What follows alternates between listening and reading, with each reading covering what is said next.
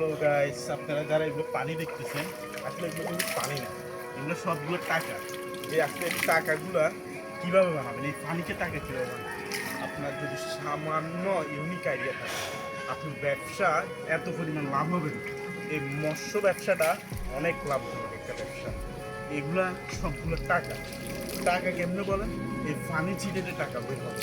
আপনি যখন এটাকে একটা মাছের খামার বানাবেন, অবশ্যই লাভ হবে। এই লাভজনক ব্যবসাটা, এই জন্য আমি পানিকে টাকা বলি। আপনি এখানে মাছের প্রজেক্ট করেন, একটি লাভজনক ব্যবসা। মাছের প্রজেক্টের উপর একটি হাঁসের খামার করেন, একটি মুরগির খামার করেন, অবশ্যই আপনি লাভজনক ব্যবসা করতে পারবেন। এই ছোট্ট প্রজেক্টটাতে আপনি অনেক পরিমাণ লাভ করতে পারবেন। লাভ কেন করতে পারবেন? মাছ যখন চাষ করবেন, আপনি অবশ্যই লাভ পাবেন।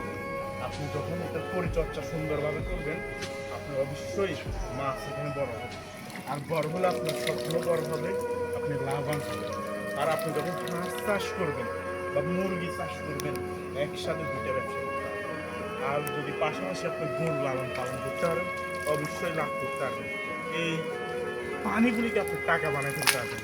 অবশ্যই ভিডিওটি লাইক, কমেন্ট, শেয়ার চাই আপনাদের কাছ থেকে।